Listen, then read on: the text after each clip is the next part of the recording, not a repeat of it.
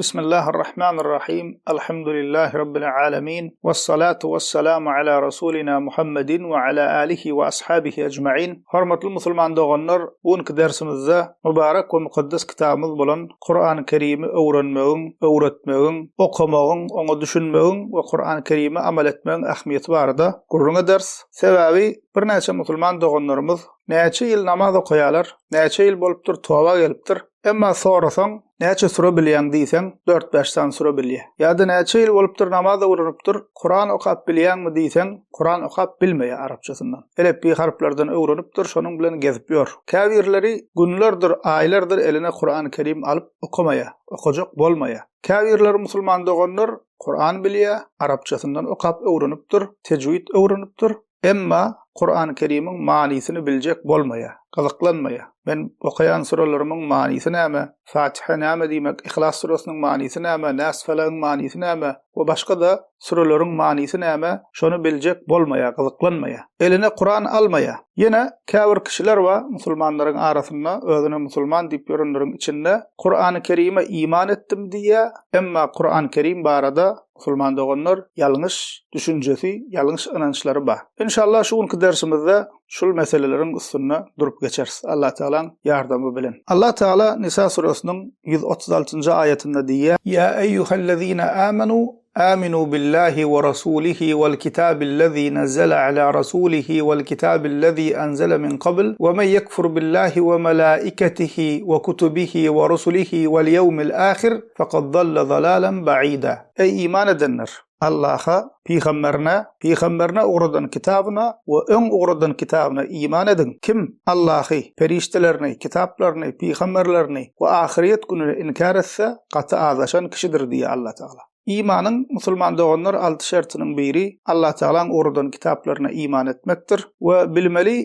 Peygamberimiz Muhammed sallallahu aleyhi ve sellem peygamberlerin ahirkisi boluşy ýaly Kur'an-ı Kerim hem Allah Teala'nın uğradan kitaplarının ahirkisidir. Her bir musulman iman etmelidir. Musulman doganlar Kur'an-ı Kerim Allah Teala'nın kelamıdır. Kur'an-ı Kerim'de bize haber verilenler şeksiz şüphesiz haktır. Bir kişi Kur'an-ı Kerim'den yekece harfın haklygyny inkar etse, yekece ayetinde şüphe etse kafir bolýandyr, imany puç bolýandyr. Diýdik, özüne musulman diýip ýörenleriň içinde Kur'an-ı Kerim barada ýalňyş düşünjede gezip ýören kişiler bar. Özüne musulman diýär, Kur'an-ı Kerim'e iman etdim diýär, emma Kur'an-ı Kerim baradaky garaýşy, düşünjesi ýalňyş. Mysal üçin, olara Kur'an-ı Kerim diýilse, ol kitaby her kim eldegirmeli däl, her kim okumaly däl diýip inanýarlar käbirleri. Ýa-da Kur'an-ı Kerim okusaň kelläň ütgeýärmiş diýip inanýarlar. Käbirler Kur'an-ı Kerim diýilse, gyzykly hekayeler, gyzykly gurrumlar ýazylgy kitap diýip düşünýär. Käbirler Kur'ana eldegirmek bolmaýa ýanky diýişmýärler.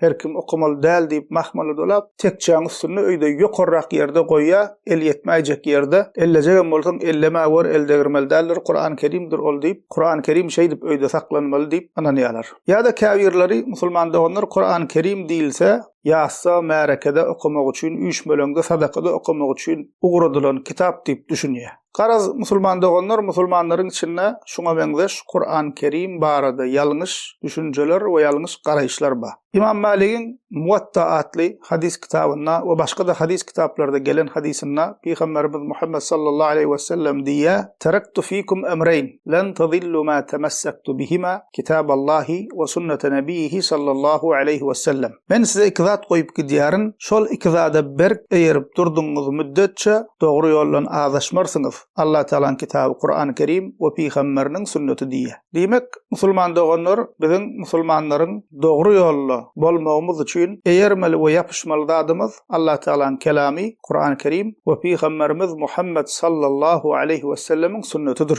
Indi pikirlenmeli ýer şol musulman doganlar biz elimize Kur'an alyp okamasak, arapça öwrenmesek, tejwid öwrenmesek, dogry okumany öwrenmesek, Kur'an-ı Kerim'de bize habar berilen zatlar nämeler, suralaryň manysy näme bilmesek, bilmek üçin gaýrat etmesek we şonuň ýany bilen Peygamberimiz sallallahu aleyhi ve sellemiň sünnetini öwrenmesek biz nädip dogry ýolda bolmaly? Bize dogry ýol görkezmeli, kitaba we Peygamberimiziň sünnetine ýapyşmasak, onu öwrenmesek, okamasak, düşünjek bolmasak biz nädip dogry ýolda bolmaly musulman doganlar? We Peygamberimiziň sallallahu aleyhi ve sellemiň sünneti musulman doganlar Kur'an-ı Kerim'iň açıklamasydyr, düşündürşidir. Mysal üçin Allah Teala Kur'an-ı Kerim'de namaz kılın diye Peygamberimiz sallallahu aleyhi ve sellem nähilek namaz kılmalygyny bize öwredýär. Allah Teala Allah'a orada tutun diye nehilek orada tutmalygyny Peygamberimiz sallallahu aleyhi ve sellem bize öwrediýär. Allah Taala zekat berin diye Peygamberimiz sallallahu aleyhi ve sellem zekaty nehil bermeligini bize öwrediýär. Bu İslamyň galan hökümleri hem şeýle musulman dogunlar. Yani sünnet Kur'an-ı Kerim'in açıklamasıdır, düşündürüşüdür. Haçan biz Kur'an-ı Kerim'e eýermeli diýemizde hökman ýanyndan sünnet hem bolmalydyr musulman dogunlar.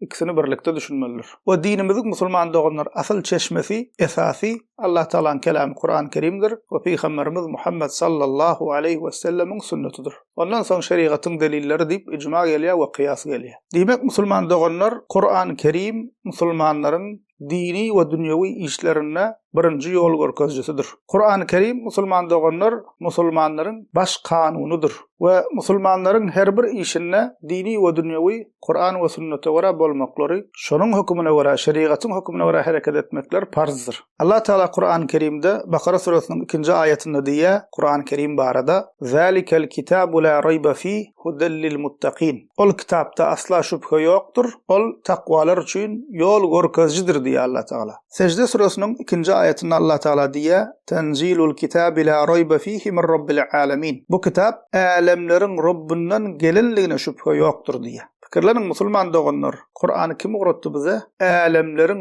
Rabbi, alemleriň eýesi, yaradyjysy Allah Taala bize öwretdi. Alemleriň Rabbinden gelen kitap. Musulman adam Kur'ana ähmiýet berip, arapçasyndan öwrenjek bolup, tejwidini öwrenjek bolup, gowy okamany öwreneýin diýip, manysyny biljek bolup amal etmeli dälmi? Çünki bu kitap Allah Taala'nın gatyndan, alemleriň Rabbinden gelen kitap. Musulman dogunlar, bir ýurduň padşasy sana bir hat uğratsa, hatta daşar ýurtly bolsa, sen öz düşünmeýän dilinde sana uğradan bolsa, şonu derrew gyzyklanyp maňa näme ýazdyka, näme diýdika diýip dilini bilmeseňem şonu terjime etjek bolarsyň, ýazan zadyny bilmek üçin gyslanarsyň. Emma alemleriň Rabbinden gelen, Allah Taala'dan gelen Kur'any öwrenmek üçin herekete geçýäsmi? Öwrenen bolsak, okamany, manysyny bilmek üçin herekete geçýäsmi musulman dogunlar?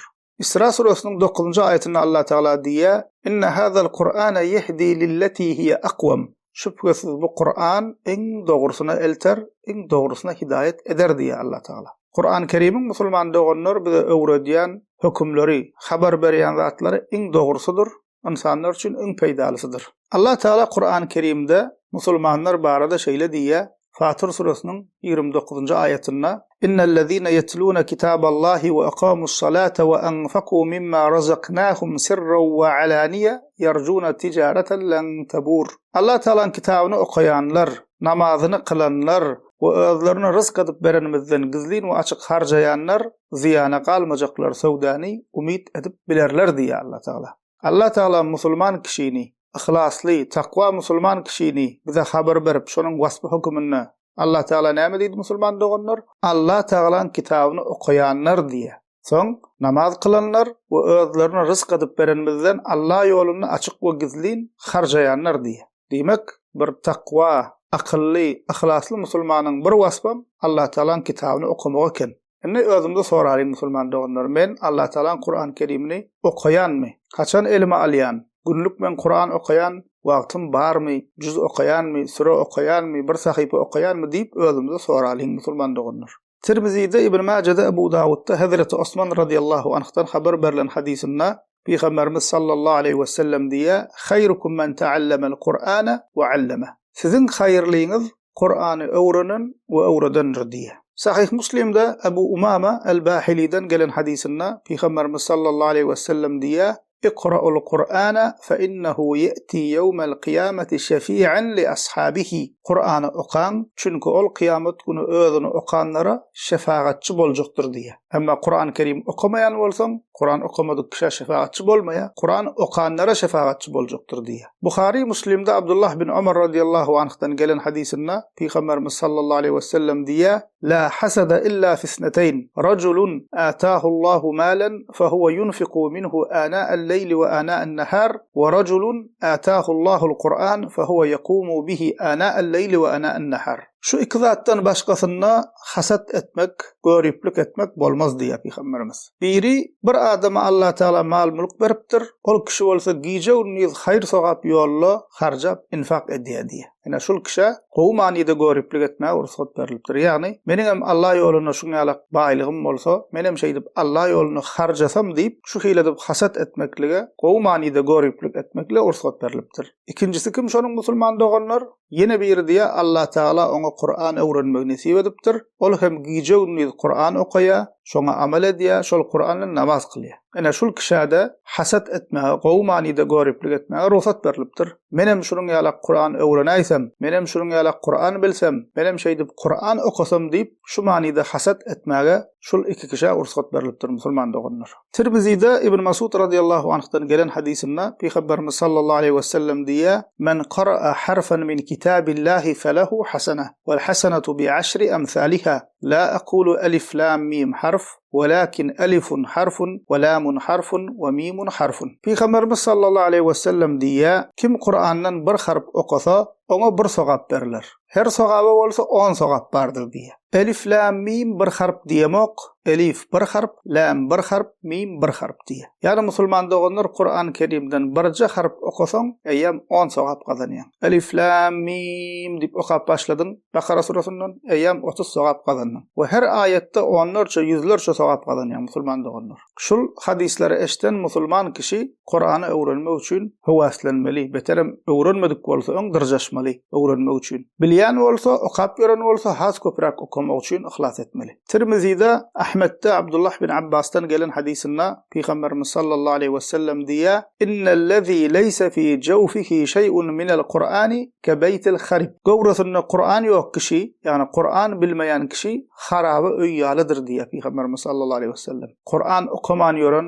Kur'an bilmeýän doganlarymyz mümkinçiligi bolubam öwrenmän gezip ýören doganlarymyz pikirlensin şu hadisi. İbn Majah'da Enes bin Malik'ten gelen hadisinde Peygamberimiz sallallahu aleyhi ve sellem diye inne lillahi ahlin minen nas. Qalu ya Resulallah men hum? Qala hum ahlul Qur'ani ahlullahi ve khassatuhu. Peygamberimiz sallallahu aleyhi ve sellem diye insanların içinde Allah'a has yakin benneler bardır. Sahabalar diýerler kim olar ya Resulallah? Onda Peygamberimiz sallallahu aleyhi ve sellem aýdýar Kur'an ahli bolan kişiler, yani Kur'an okap, ona amal edip dowamly Kur'an okap gezýänler, olar Allah Taala has yakin bennelerdir diye. Ene musulman dogan Allah Taala'ň söýen we razy bolan weli bennesi bolasyn gelýän bolsa, Kur'ana baglanmaly, Kur'any okap gezmeli, Kur'any tekrar etmeli, Kur'any hatm edip gezmeli, Kur'anyň manysyny bilip Kur'ana amal edip gezmeli musulman doganlar. Şonda Allah Taala'ň söýgüsini we razylygyny gazanyp bolýar. We Allah Taala'ň has yakin bennelerinden hasaplanýar. Tirmizi'de Nesai'de Abdullah bin Amr'dan gelen hadisinde Peygamberimiz sallallahu aleyhi ve sellem diye yuqalu li sahibil Kur'ani iqra wartaqi warattil kema kunta turattilu fid dunya fa inna manzilataka inda ahir ayetin taqra'uha. Kur'an bilýän kişi ahiriyette şeýle diýler diye. Dünyada Kur'an okuýşuň ýaly oka we beýgel. Seniň derejaň okujağın ahirki ayetin derecesi nedir diýler diye. Yani musulman doganlar Kur'any ýatdan bilýänler, näçe ayet ýatdan bilýän bolsa, bilmeýäne görä şonça derecesi cennetde beýik boljak musulman doganlar. Ahmet'te we başga hadis kitaplarına Abdullah bin Amr'dan gelen hadisinde Peygamberimiz sallallahu aleyhi ve sellem diye es-siyamu vel Kur'anu yeşfa'ani lil abdi. يقول الصيام ربي إني منعته الطعام والشهوات بالنهار فشفعني فيه ويقول القرآن منعته النوم بالليل فيشفعاني. Peygamberimiz sallallahu aleyhi ve sellem diye musulman doganlar orada we Kur'an kıyamet günü insana şefaatçi boljakdyr. Orada aýdar diye Rabbim men onu tagamdan we şehwetinden sakladym, meni onun hakynda şefaatçi et diýer diye. Kur'an aýdar diye men giýje uykusundan alyp goýdum diýer diye. Yani men öwrenmek üçin, okamak üçin, okan Kur'any tekrar etmek üçin, hatm etmek üçin ýa-da okan Kur'any bilen namaz kılmak üçin giýjesi ýatman, Kur'an okaýanlyk üçin Kur'an diýer diye men onu giýje uykusundan alyp goýdum diýer we orada we Kur'an-ı Kerim ol benna kıyamet günü şefaatçi bolar diye. İbn Ebi Şeybe'nin musannafına geliyor sahaba İbn Mesud radıyallahu anh diye innema hâzihil kulubu ev'iyetun feşguluha bil Kur'an ve la teşguluha bi gayrihi. Bu kalıplar gapyalıdır. Olary Kur'an bilen meşgul edin. Kur'an bilen doldurun. Olary başka zat bilen doldurman diye. Abdullah bin Mübarek'in rahimahullah'ın Zuhud adlı eserine sahab Ebu Hureyre radıyallahu anh'tan Ebu Hureyre radıyallahu anh diye innel beytellezî yutla fîhil Kur'anu ittesa'a bi ahlihi ve kethura khayruhu ve hazarathul melâiketu ve haracet minhu şeyatîn. İçinde Kur'an okulyan öyler, öydakiler için rahat bolar ve hayrı köp bolar. Ol yerde perişteler geler ve şeytanlar kaçar diye. Ey musulman doğunum, öyünde Kur'an okuyan mı? Senin öyünde Allah Teala'nın kelamı okulyan mı? Okuyan bolsan hepde näçegede okuyan, günne näçegede okuyan, çağlaňy Kur'an-ı Kerim öwrediýän mi? Ene her bir musulman özüne şu soralar soramaly. We möhüm bilmeli zatlarymyzyň biri musulman doganlar Kur'an-ı Kerim'i düşünüp okumaly. Näme okuýanyny bilmeli, manysyny biljek bolmaly, terjimesini okumaly. Köpüýümiz Kur'an-ı Kerim okulsa, owdan ses bilen okulsa, şoňa hewes edýäs, bizem şey diýip okusak diýip. Bu gowzat. Edil şol okumakly hewes edişmedi ýaly musulman doganlar Kur'an-ı Kerim'iň manysyny bilmek üçin hem hewes etmeli. Şol aýatyň manysyny bileýin. Allah Taala näme diýär, näme buýrupdyr, we şoňa amal edeýin diýip, şolaryň hemmesi musulman doganlar deň derejede bolmalydyr. Dogry okumany öwrenmeli, owdan okumany öwrenmeli, tejwidli okumany öwrenmeli. Edil şoň ýalak manysyny eger arapça bilýän bolsa arapça kitaplardan, bilmeýän bolsa, haýsy dil bilýän bolsa Kur'an-ı Kerim alhamdulillah hemme dillerde bar, terjimesini okumaly. Näme diýilýänini biljek bolmaly we Kur'an-ı Kerimde bize habar berilenlere amal etmeli musulman doganlar. Allah Teala Sad surasının 29-njy aýatynda diýär: "Kitabun enzelnahu ileyke mubarakun liyetedebberu ayatihi ve liyetezekkere ulul albab." Bu mübarek kitabı insanlar ayetlerini düşünsünler, pikirlensinler diýip we akylly kişiler ibrat alsınlar diýip öwretdik diýär Allah Teala. Kur'an-ı Kerim ýöne owdan okap manysyny düşünmän goýmak üçin öwredilmedi. Kur'an-ı Kerim okumaly, dogry okumaly we edil şonuň ýalak manysyny düşünmeli we Allah Teala'nın ayetleri hakynda pikirlenmeli. Öwret almaly musulman doganlar. Muhammed surasının 24-nji aýatynda Allah Teala diýär: "Efela yetedebberunal Kur'ana em ala kulubin aqfaluha." Allah Teala diýär: Kur'an-ı Kerim'i okap düşünmeýärlermi? Ya da olaryň kalplaryna kuluplar, kilitler barmy? diýär Allah Teala. Diýmek, musulman doganlar şu aýdylanlardan netije çykarmaly. Her kim özüne şu soragy sorasyn. Men Kur'an-ı Kerim okap bilýänmi? Men Kur'an-ı Kerim'i dogry okap bilýänmi? Men tejwid öwrendimmi? Men näçe sure bilýän? Men näçe surany manysy bilen bilýän? Men haçan elmi Kur'an alymyň soňky gezek? Meniň günlük Kur'an-ı Kerimden okayan wirdim barmy? 1 juz, 2 juz, 1 sahypa, 2 sahypa günlük men Kur'an-ı Kerim okayanmy? Kur'an men şu ýaşyma çenine gelip durun hatim edip gördümmi? Başyndan soňuna çenine okudummy? Kur'an-ı Kerim'i düşünmek üçin elime bir tefsir alıp, terjime alıp şondan okap düşünjek boldummy? Masal üçin musulman doganlar iň bärkisi İhlas surasy, Kul huvallah 2 setir. Men şunu açyp Kur'an-ı Kerim'den terjimesinden manysyny görjek boldummy? Gördümmi? Nas, Falak ýaly gysgaçyk suralaryň manysyny men bilýänmi, okudummy? Namazyň her rekatynda okulýan Fatiha surasy. Şunu men açyp terjimesini gördümmi, okajak boldummy, biljek boldummy? Her bir musulman özüne şu soraglar soramalydyr. Eger şu soraglara musulman doganlar hawa okayan, bilýän diýip jogap berse, onda öňküden beter berk ýapyşmaly we has köprak ýat tutmaly, has köprak okumaly, has köprak tekrar etmelidir. Eger jogap ýok bolsa, onda musulman dogan senin gafletde gezip ýörendiň alamatydyr. Hususan şu gününe köp mümkinçilikler bar. Kur'an-ı Kerim okumak üçin, okumakly öwrenmek üçin, tejwid öwrenmek üçin köp mümkinçilikler bar musulman doganlar. Allah Teala bizi we neslimizi Kur'an okap düşünüp amal edenlerden etsin. Allah Teala bizi we neslimizi Kur'an'ı terk edýän bedbahtlardan bolmakdan bizi we neslimizi Allah Teala gorasyn. Elhamdülillahi rabbil alamin.